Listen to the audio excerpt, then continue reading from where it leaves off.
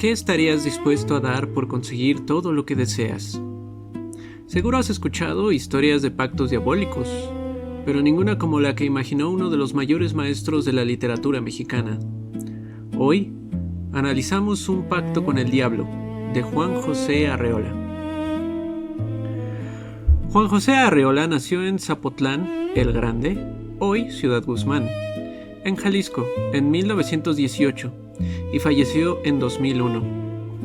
Fue un escritor autodidacta, actor, editor y una figura clave de la cultura en México. Junto a Juan Rulfo, cambió el rumbo de la literatura mexicana del siglo XX. Se le conoce por su prosa precisa, su humor negro, su profunda ironía y por dominar las distancias cortas, como el cuento breve y el microrrelato. Su obra explora las debilidades humanas, la burocracia, el amor y la tecnología, siempre desde el absurdo. Un pacto con el diablo fue publicado originalmente en 1952, dentro de su libro más célebre, Confabulario. Estéticamente, se adscribe al cuento fantástico y a la corriente del realismo mágico o la literatura del absurdo mexicana. A diferencia del realismo social de la época, Arreola prefiere jugar con el intelecto del lector, usando la intertextualidad. De hecho, este cuento es una genial reinterpretación moderna del mito de Fausto de Goethe. ¿De qué trata? El argumento es aparentemente sencillo. Nuestro protagonista llega tarde al cine para ver una película sobre Fausto. Como se perdió el inicio, el hombre que está sentado a su lado comienza a explicarle la trama con un detalle asombroso. Pronto, la conversación se vuelve personal. El misterioso acompañante resulta ser el mismísimo diablo, quien le ofrece al protagonista el mismo trato de la pantalla: riqueza y juventud eterna a cambio de su alma. El protagonista, asustado pero tentado, firma el contrato. Sin embargo, al regresar a casa y confesarle todo a su esposa, Pauline, la reacción de ella y un giro de conciencia cambiarán el destino de ese pacto. Pasemos a un poco de análisis técnico. El cuento utiliza un narrador en primera persona, en tiempo pasado. Es un narrador autodiegético, ya que es el protagonista de su propia historia, y nos cuenta los hechos desde su limitada pero íntima perspectiva. Pasando a la temporalidad, esta es mixta con algunos toques de retrospección. Es decir, la historia avanza de forma lineal mientras el protagonista va al cine, regresa a casa e interactúa con su esposa.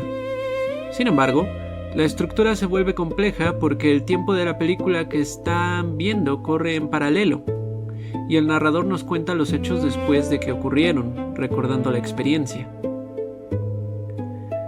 La acción se reduce a dos espacios principales en esta obra. En primer lugar tenemos al cine, un espacio público, oscuro e ilusorio, perfecto para el engaño y la aparición del ser sobrenatural. En segundo lugar tenemos a la casa o el hogar del protagonista, que es un espacio privado donde habita la realidad cotidiana, la pobreza, pero también la moralidad y la salvación protectora de su esposa. Si hablamos un poco del nivel de la historia, aquí Arreola hace algo brillante. El nivel de esta historia es metadiegético, es decir, un relato dentro de otro relato. La historia principal es el encuentro del hombre con el diablo, es decir, nivel intradiegético. Pero dentro de ella se nos cuenta y proyecta la película de Fausto, a un nivel metadiegético, reflejando como un espejo el destino del propio protagonista. Para entender las fuerzas que mueven a este cuento, podemos aplicar el modelo actancial de Greimas. Veremos entonces cómo los roles no son tan simples como parecen. El sujeto, que en este caso sería nuestro narrador o protagonista, es un hombre común, agobiado por la pobreza. El objeto, que sería la riqueza o el bienestar material, es lo que el sujeto desea para salir de su miseria. El destinador, que sería la pobreza o el deseo de superación, es el motivo que impulsa al sujeto a desear el objeto.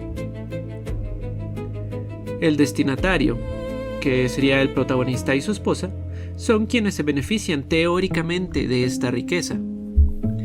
Como ayudante tenemos a el diablo mismo. Actúa como ayudante al ofrecerle el contrato para alcanzar el objeto. Y como oponente, curiosamente, está Pauline, la esposa, y también actuando como un poco de conciencia. Ella es el freno moral, el miedo a la condenación eterna que sabotea el éxito del pacto. Al final, el verdadero conflicto es que el ayudante, en este caso el diablo, se convierte en el máximo destructor del destinatario, que sería el alma del hombre, y el oponente, que es la esposa, termina siendo la salvación.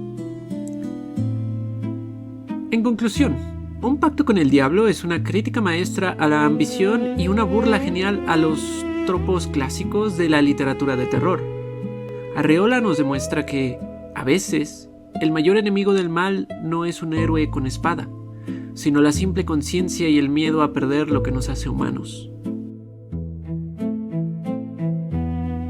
¿Y tú, habrías firmado el contrato? Gracias por su atención.